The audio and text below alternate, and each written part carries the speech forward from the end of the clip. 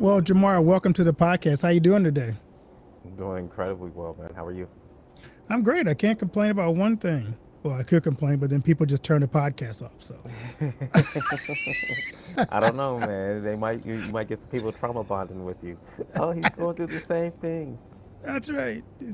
He's also whining. So I like to ask my guests this question: what's the best piece of advice you ever received?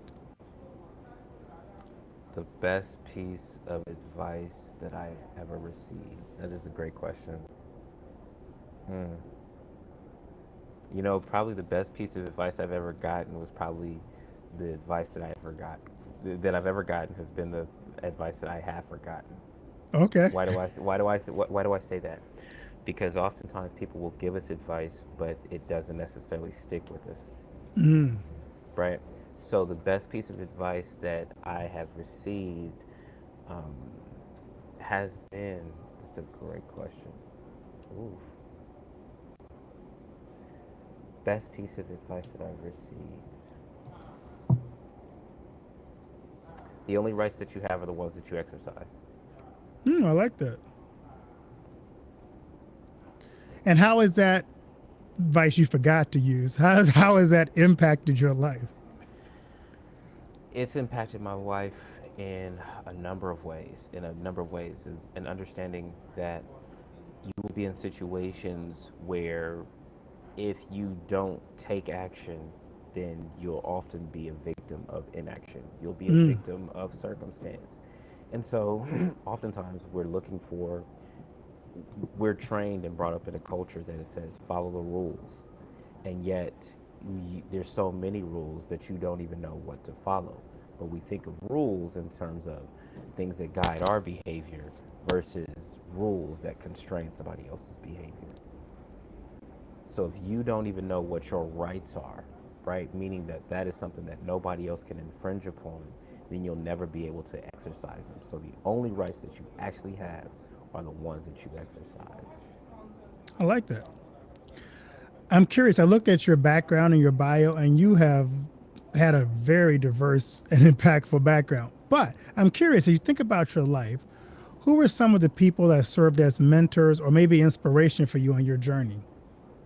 Um, my my two adopted grandfathers of uh, Freddie Freddie Hatcher, um, Freddie Johns, excuse me, Freddie Johns Jr. and goodness gracious, Mr. Hatcher. These were my mentors that ended up being like grandfathers. John R. Hatcher III and Freddie Lee Johns, my two And adopted grandfathers. what made them so stand out in your mind so much and how they impacted you? I got to spend a considerable amount of time with him as a younger man in my early 20s and then in my late 20s and early 30s to really these men were Mr. Hatcher was in his 70s when I met him, and this man was as sharp as a scalpel. Had been the president of the Ventura County NAACP for like 28 years at that time, and he was really a king in his own right. He taught me about advocacy, activism, being a true liaison, and how to exercise power as a person of influence in a community and in a city and in a county. Um, my a lot of my focus has been on social justice and community building, and then with Freddie Lee Johns, now I got to learn what it was like to be a king in the business world, how to operate as a king in your family, a king in the business world, and the connections between business and community. So those two men, you know, with Mr. Johns, I was with him every day from like 2018 to when he passed in 2022. When I was in law school, I would come up and either spend the summer with him or every month I was coming up to visit him. this was when I was in law school. So from basically 2013 to 2022, I had been involved in, this man had been involved in my life. And in 2014, I actually stayed with him during the summer and learned his business and things like that. And so that's really where our relationship started to get deeper. With Mr. Hatcher, I knew Mr. Hatcher from 2009, 2010, up until he passed into 2017. And from 2010 to 2013 was when I was living in Ventura County. And being with him, I was his driver. I would get off work, I was his driver. He appointed me vice president of legal redress for the Ventura County NAACP, and he really taught me how to, like, just how powerful a letter is.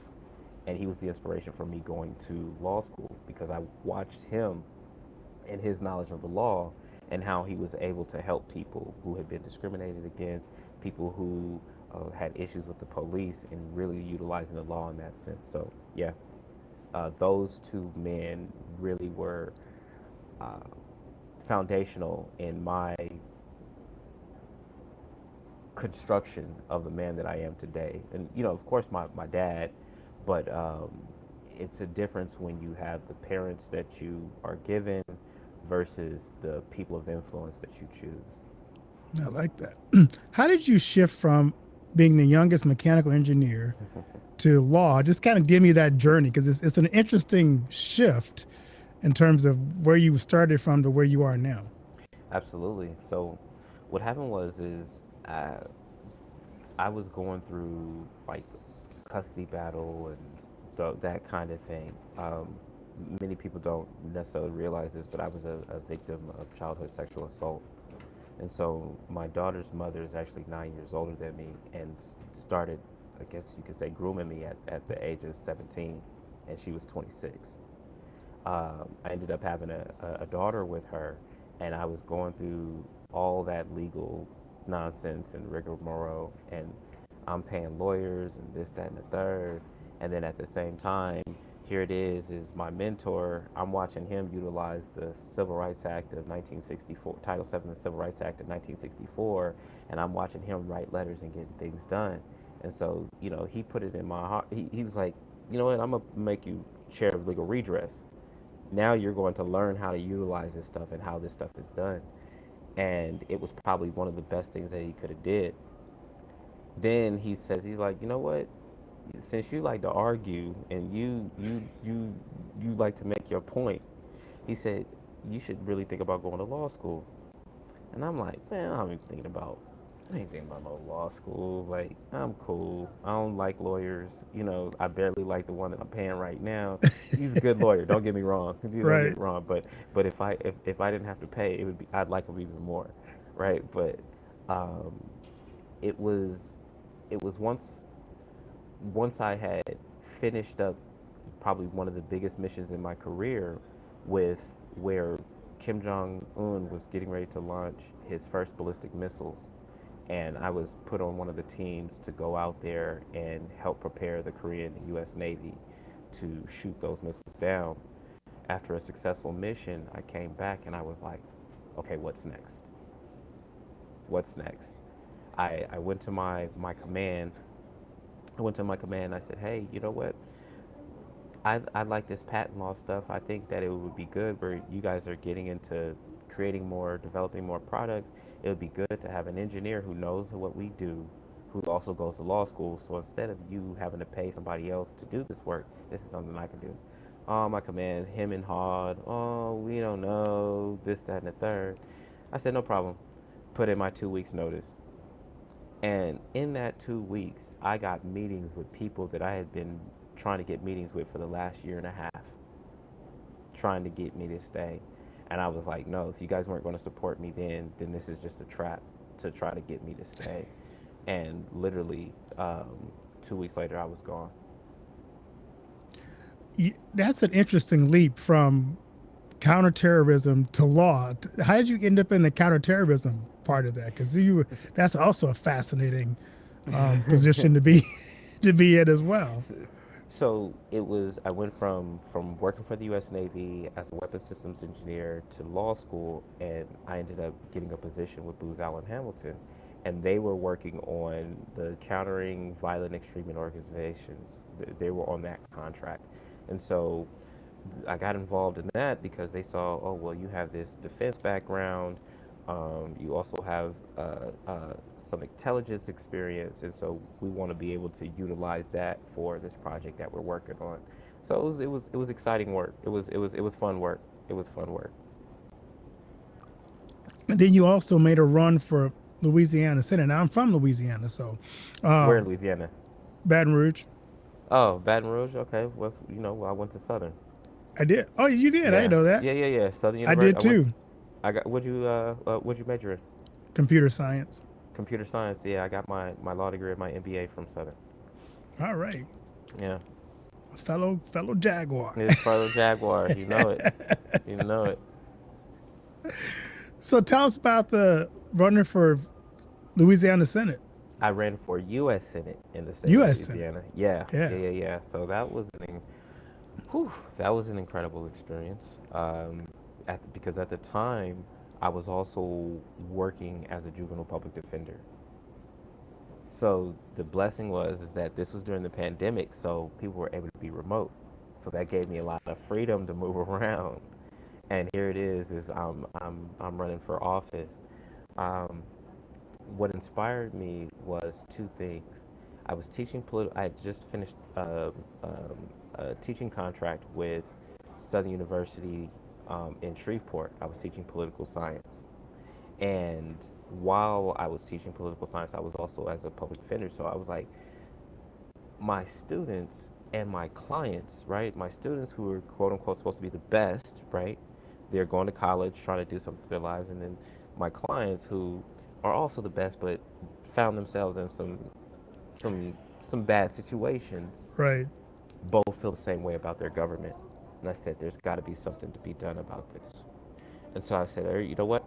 I'm going to run on a platform of juvenile justice reform, uh, bigger, better business, uh, social action, education, bigger, better business, social action, and education, right? So juvenile justice reform, smart business regulations, blockchain, blockchain, and crypto education.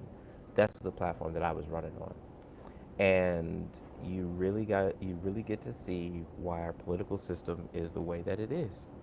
And our system is the way that it is because people are disengaged from our system. And people think that eh, people will people will get emotional about politics when they don't realize that it's about money. And so if they can keep you in your emotions, they can keep you distracted from the money. And our political system is run by money. It is run by people who are ruthlessly focused on staying in power. And our system is the way that it is because people are easily swayed by their emotions and not by facts.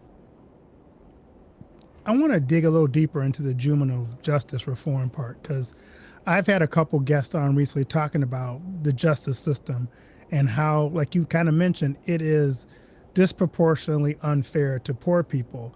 Race plays a part in it, but I almost think that it's if you have money, it doesn't matter what color you are, justice works better for you, a little better. But it seems like a lot of people who don't have money and resources get caught up in a system and it kind of traps them into something they can't get out of. Just kind of give me your thoughts about juvenile justice reform. Well, the system the system can either use you or you can use the system. Right? The system can either use you or you use the system. And what does that mean? The system is either getting money off of you or you're getting money off the system. Now, oftentimes we don't like to think of, oh, well, I don't want to get money off the system. Well, what do you think every government contractor is doing? Right. Right? And so when you think about, okay, well, the system getting money off of you, well, what do you think that when they put you in jail and they give you and they fine you, what is the system doing? Getting money off of you. The juvenile justice system, race plays a part into it, socioeconomics plays a part into it, and there's a high correlation between your socioeconomics and race. What? How can I say that even more clearly? Um, as a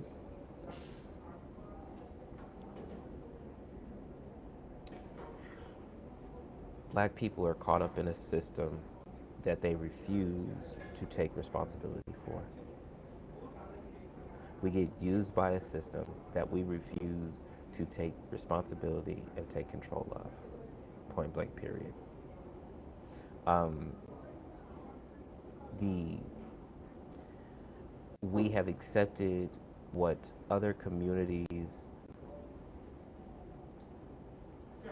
evaluation and research of us is versus having our own scholars that, like Dr. Tommy J. Curry with Black Male Studies, of having a rethinking of what our community looks like and what our community needs are. So yes, we do need more black police officers, but we need more black police officers that are accountable to police civil review board, that are accountable to a, uh, uh, city council or your city commissioners. Those are the kinds of things that you need. So if you want systematic change, then you have to make changes within a system. And you, as an individual, as a hardworking person, you have to make it important that you show up to the PTA meetings, that you show up to the school board meetings, that you show up to the city council meetings, that you show up to the city commission, the county commission meetings. Because then, if they see that you are a consistent face there, they know that you care about these things, and they fear that you might actually have influence because you're the one that's showing up when so many people don't. I don't feel as if I fully answered your question, so let me know if there's any other ways where I need to clarify. Well, I like what you said, and I do think the involvement of the community is important. If you were advising, you know, our community as to how do you make sure that you get the most out of the system, the system is not working against you, what are some common things that every person needs to be aware of to get the most out of the system?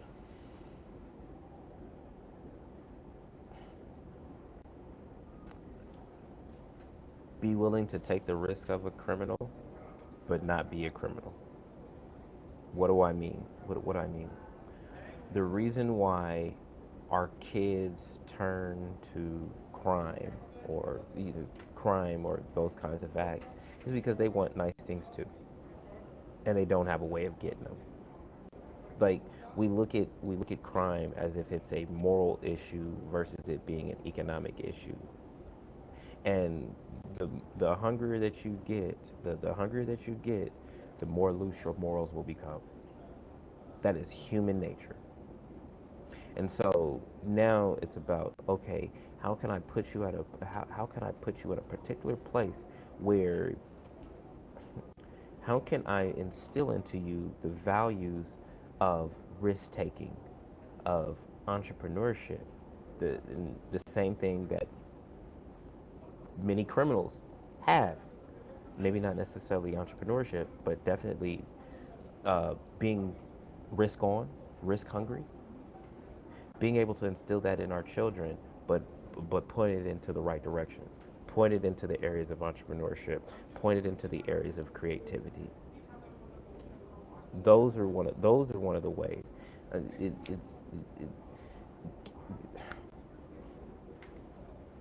we don't I don't feel like we prepare our children for the realities of where they're at, of what they're going to be facing.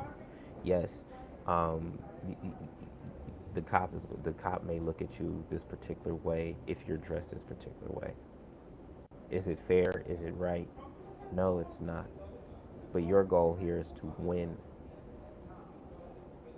not to just do whatever you want to do. It's recognizing the system that you're in and being able to not adapt to it, but adapt above it and be ahead of it. And that's the challenge, is that, you know, who wants to be able to tell their kids, like, you can't do what the other kids do? right? You can't do what the other kids do. That's a it's a horrible reality to live. The horrible reality to live in. However, these are the things in which I want you to do to set yourself up for even greater success, because you're going to be doing something different than everybody else. There's going to be challenges and barriers that you're going to have to overcome that everybody else isn't going to have to go through. Don't shun those don't shun those barriers. Embrace those barriers. Why? Because when the road becomes easier for you, you've already built up more of a resilience muscle. You've already built up more of a peers. I like that. You know, I like what you said too, and I hadn't thought about this way before. I don't think it's a lack of hustle in our community because the hustle is there. It's just how you, like you said, how you direct your energies and your work. Because a lot of people who are making it on the streets are willing to work hard, but they're working hard for the wrong thing. How do we redirect that hustle, that hard work, that even that ingenuity? I mean, some of it's really. I mean, I'm if you look at some of the criminals who get arrested, I'm impressed with their ingenuity. It's just directed in the wrong place and the wrong energy. And so I like how you said that. Yeah, it's once again it's embracing. It is such a it is a it is such a complex it is such a complex problem, and particularly where you see the breakdown is in single parent households, Yeah. because just it's as much as people would like to say differently, men provide a balancing force, um, or even a directing force that our women just aren't unable to do. They weren't designed to do that.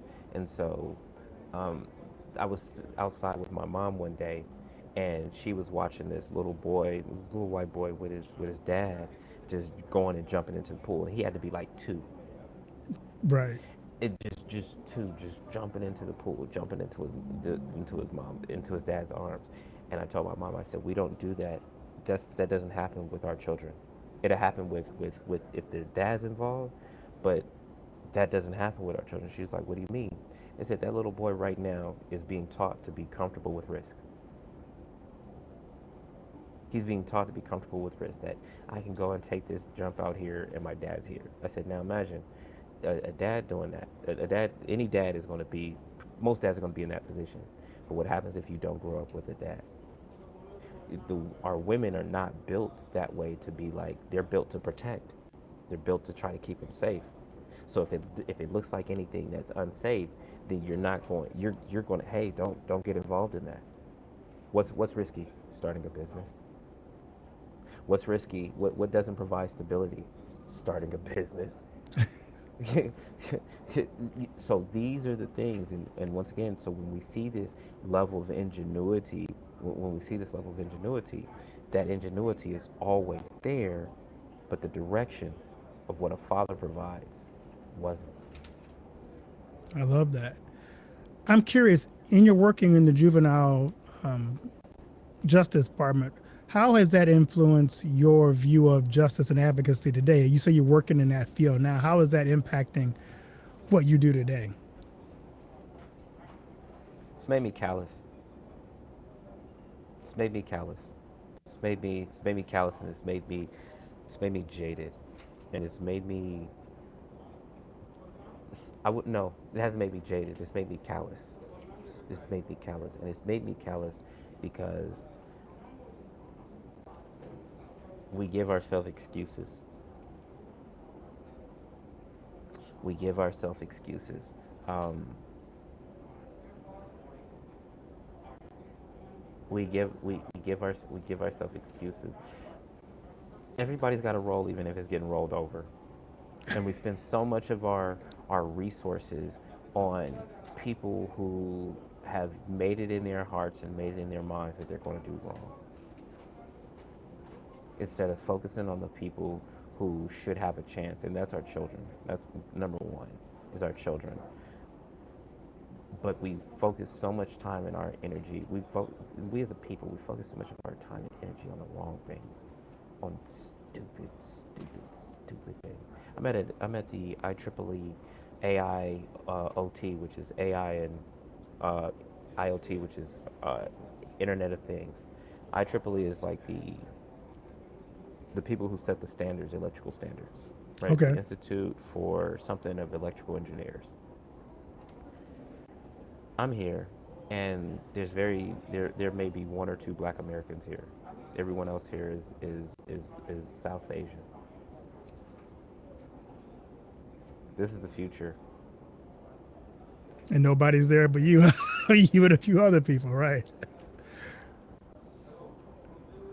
Like our our interests our interests need to change. Our priorities need to change, and you wonder why our children are in the situation that our children are in this particular situation now. It should be of no surprise that they become adults that are dependent on minimum wage jobs in the future. They're not in the places where they need to be. And we as parents, are we busy? Absolutely. Are there things that are going on? Yes. But it's like the amount of people that I have tried to tell about AI, about blockchain, about cryptocurrency, and they just brush it off. And I say, well, um, uh, I'm trying to make you rich, but I don't mind being the only rich person around. So, why do you think the resistance to? So I just saw that in an article today in the news that some 401ks, the new administration is allowing people to invest their retirement in crypto. But even the report was, but people are very leery of crypto, even though crypto could have a real huge impact on their future investments. So, what's the holdback for people getting into crypto? People don't understand it. That's one. People don't understand it, and uh, yeah, that's the number one holdback is people don't understand it. The second holdback is even if you don't understand it, you don't know who to trust. Yeah, we have too Right? many Barry Madoff stories, right? You have too many you have too many Bernie Madoff stories, but at the same time is it's like, well, that's the part about risk. That's the part about risk, and I I look at people. I've had classmates come up to me like, dude, you were telling us about this in law school. You were telling us about this in law school. We didn't listen. Man, you told me to do this and I didn't. And I kind of shrugged and I said, nobody listens to the man with 3 degrees. Nobody listens to the genius, but that's okay. But But instead of why? rapper though, It's okay, right? Watch this. right? So the thing is I'm too close to you. You think that because what I don't necessarily know your situation, but the simple fact that we're in the same place, you're like, well, this person is my peer, and this person's in the same situation that I'm in. So you can tell what people are thinking by what they do. So if you're like, this man's telling me about crypto, this man's telling me about crypto, and he's wearing combat boots, and he's wearing combat boots and basically kind of the same outfit every day. What the hell do you know? Right. But you've been involved in blockchain since 2016. So tell us what drew you to that technology? Being an engineer, I'm sure that had something to do with it, but 100% being an engineer. 100% being an engineer. I heard about blockchain. I heard about Bitcoin back in 2013, 2012, 2013, on a website called Gizmodo, and I was like, they were talking about how it was used for the uh, black market and deep what is it, the goodness gracious, I don't know why my brain is failing me, um, the dark web. There we oh go. yeah, dark web. On the dark web. Well, at the time I had a clearance, so I wasn't trying to be involved in anything that may have been necessarily illicit. Then in 2016, I come across some financial educators, um, uh, Reggie Middleton, and he was talking about finance and he was talking about crypto, and I said, what? programmable money, smart contracts, and I go and read the Ethereum white paper, that was it for me. I remember where I was at. I was in DC. I was in Washington DC at the time.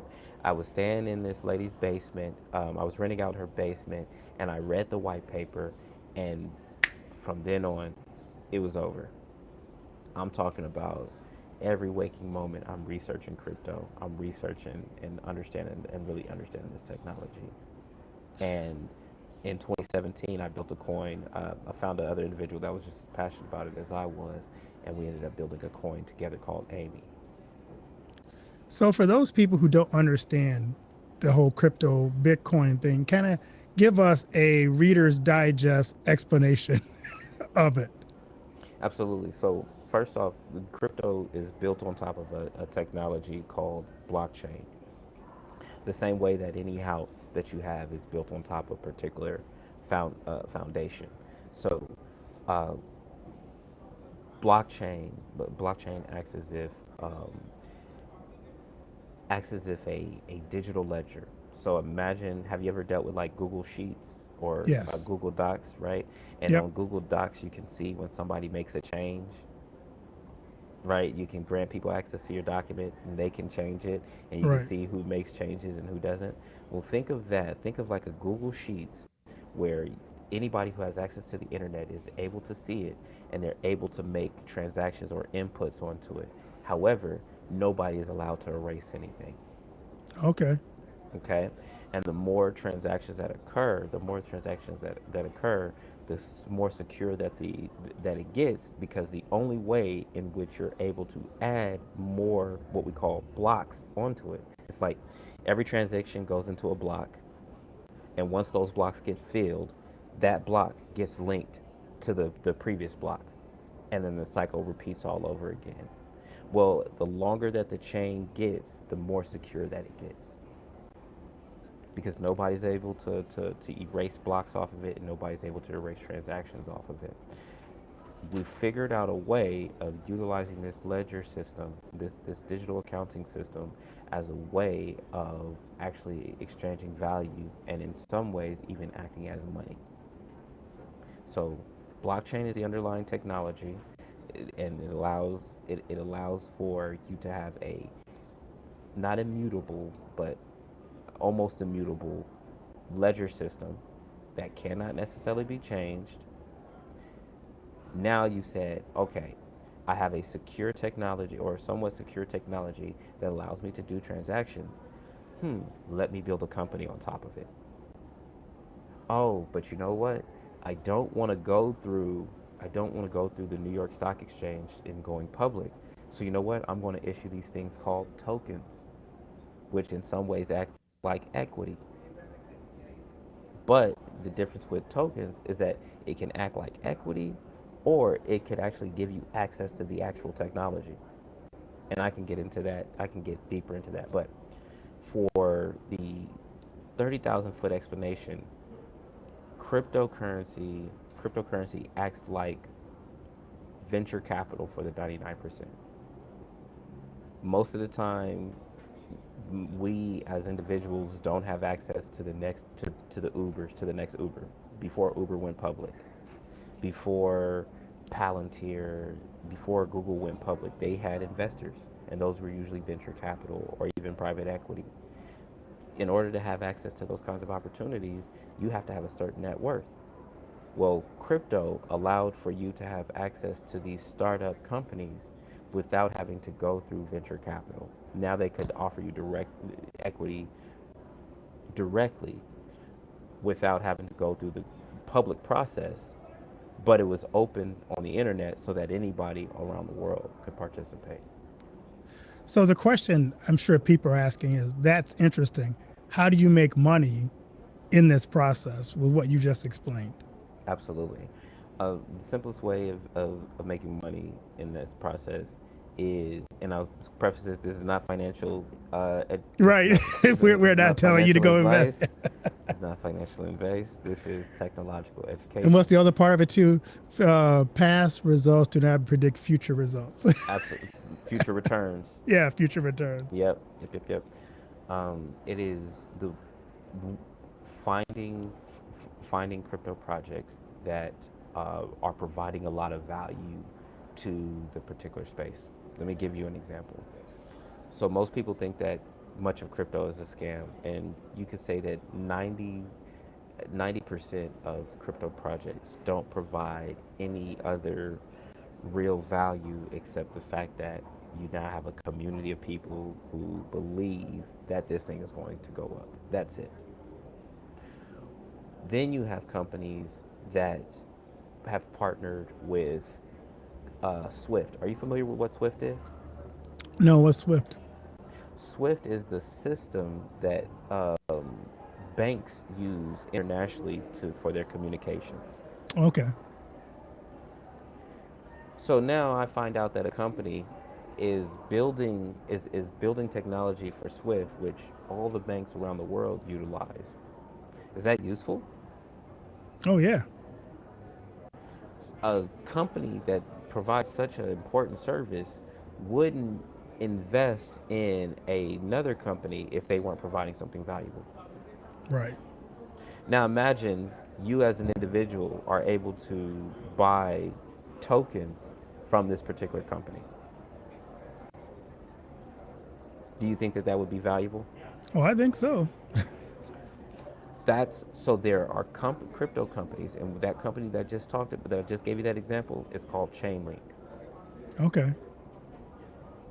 What we're now doing is what people don't realize is that the traditional system, the traditional banking system, the traditional equities stock system, they're trying to figure out ways of putting it on the blockchain. The reason why they're trying to figure out ways of putting it on the blockchain is because the New York Stock Exchange closes at a certain time, right? Right. Blockchain is a 24-hour market, global market. Imagine now if I brought my that same stock that I have in Google, and instead of having it being limited to the New York Stock Exchange, that I'm able to put that stock on the blockchain. It moves a lot faster. I don't have to worry about the what we call the counterparty risk, which means that somebody can sell me something that they don't necessarily have, or what we Right. call shorting a stock. Yes, like they did with what's that thing? The The Big the Short, GameStop, right? GameStop, yes. So now we're, these traditional companies that are telling you that you shouldn't buy crypto. Why are they secretly buying crypto? I don't think they want me to get in on it, get it on the game. Probably. Why do you think that they have secret memorandums of understanding or MOAs um, with companies that own crypto, that when it gets to this particular level that we'll go ahead and buy it from, we'll buy the company from you, and now we'll offer crypto services to our clients that we were telling them that we're not involved in.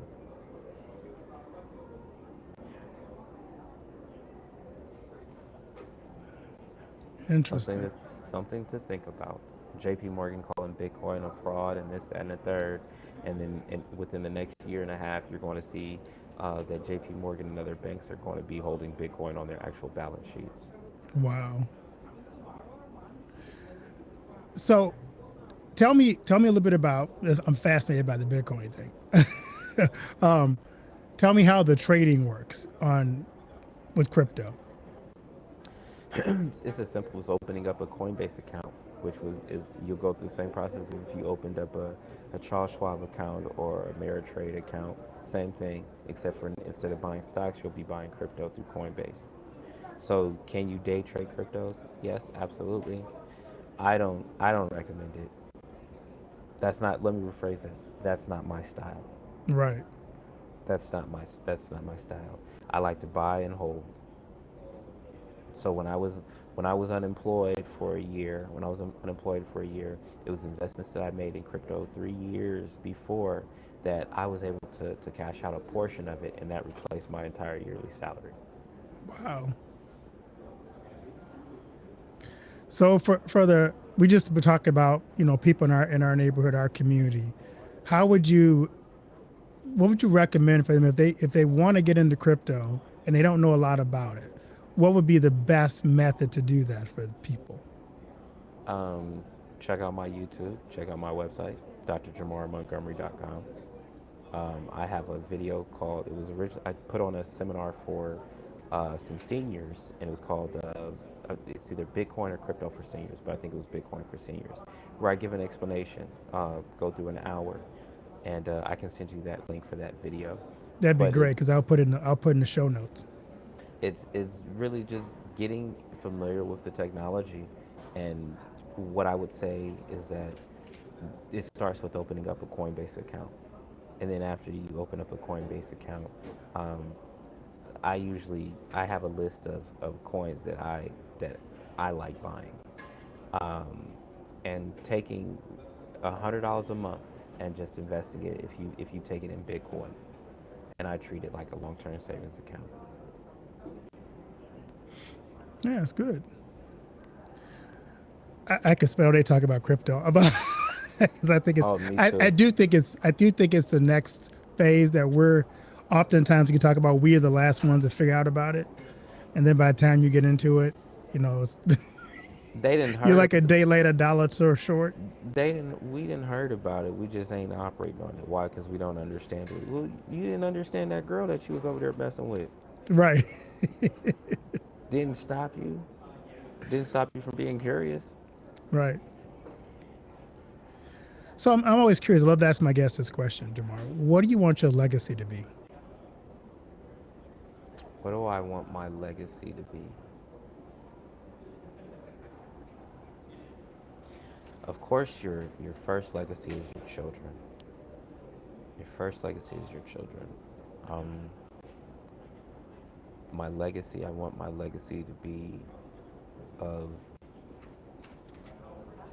empowered individuals who impacted the world in positive ways.